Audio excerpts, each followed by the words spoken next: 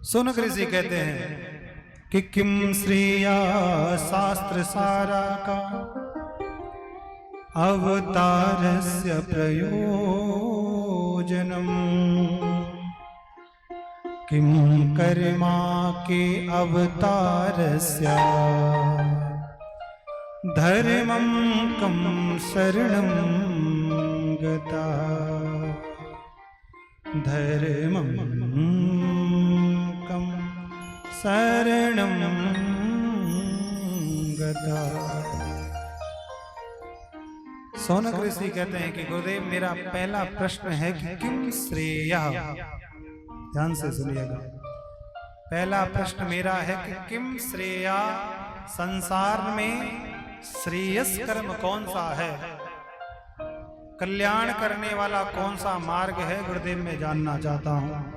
पहला प्रश्न क्या है, कल्याण करने वाला श्रेयस कर्म कौन सा है, गुरुदेव बताने का कष्ट करें।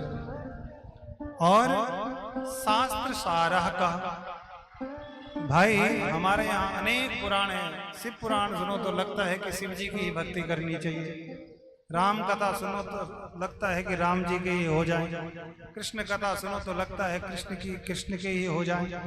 तो गुरुदेव हमारे यहाँ शास्त्र अनेक हैं, पर समस्त शास्त्रों का सार क्या है, ये हमारा दूसरा प्रश्न है।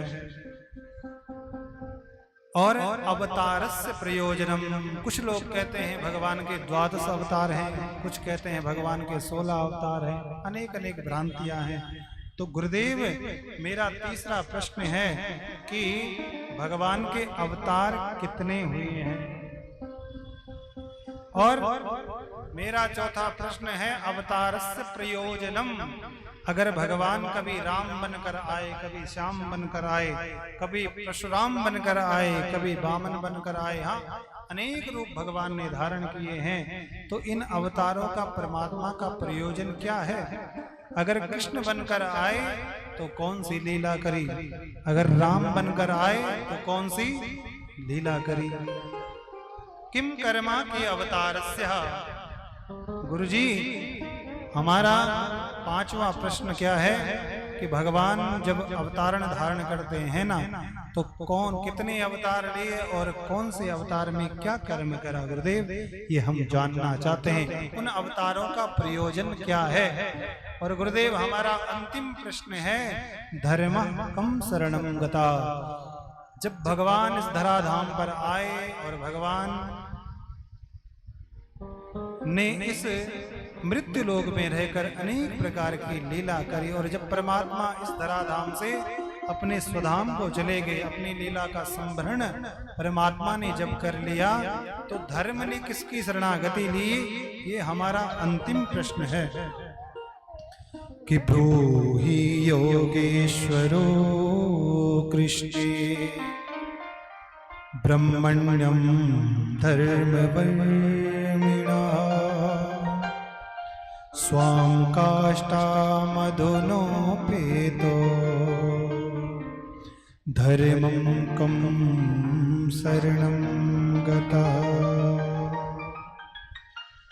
तो गुरुदेव ये हमारा अंतिम प्रश्न है, भगवान जब इस धराधाम से चले जाते हैं तो धर्म ने किसकी शरणागति ली। प्रेम से बोलो जय श्री कृष्ण, थोड़ा जोर से बोलो, थोड़ा और जोर से बोलो। सूत जी ने जैसे ये प्रश्न सुने ना महाराज, तो पहले तो अपने चेले को धन्यवाद दिया, चेले को कहा कि चेला तूने जो प्रश्न पूछा है ना, बड़ा उत्तम प्रश्न पूछा है। सूत जी कहते हैं आजकल के जो लोग हैं ना, वो सब पूछते हैं कि बेटे की शादी कैसे हो, केवल अपने स्वार्थ के निमित्त ही प्रश्न करते हैं। पर तू मेरा पहला चेला है जिसने 6 प्रश्न करे, और 6 प्रश्नों में अपने स्वार्थ के लिए एक भी बात नहीं कही। तुमने पूछा कि किम श्रेया, कल्याण का मार्ग कौन सा है, तो ये केवल अपने निमित्त नहीं, ये पूरे संसार के लोगों के लिए जानने के लिए आवश्यकता है आज कि कल्याण का मार्ग कौन सा है। किम करणीयम किम ना करणीयम, क्या करना चाहिए क्या नहीं करना चाहिए। आजकल लोग ना संशय में रहते हैं, बिलपत्री उल्टा चढ़ाएं कि सुल्टा चढ़ाएं। हाँ परिक्रमा आधा कर लें कि पूरी कर लें, संशयात्मक जी रहे हैं सब लोग। वो प्रदीप मिश्रा जी ने भ्रमित कर लगा सबको। हाँ, प्रेम से बोलो जय श्री कृष्ण। ये जो पुराण है ना महाराज, ये टोटकों की कथा नहीं है। अब हम आपको टोटका बता रहेंगे और घर जाके आप टोटका करते रहोगे तो फिर तो हो गया कल्याण। मैंने कल एक बात कही थी ना कि अगर कल्याण चाहते हो तो श्री कृष्णाम चरणाम हो जाओ। प्रेमानंद बाबा जी बार बार कह रहे हो कि सब कुछ छोड़ दो, केवल राधा राधा बोल लो, क्योंकि भाव उपभाव अलग अलसहूं, नाम जपत मंगल दिसि दसहूं। कल्याण केवल तभी होगा जब हम संसार में रहकर नाम का सहारा लेंगे। बिलपत्री उल्टी चढ़ाओ सुल्टी चलाओ, कल्याण हो जाएगा। ओम नमः शिवाय बोलते रहो, आनंद हो जाएगा जीवन में। ज्यादा चक्कर में मत पड़ा करो।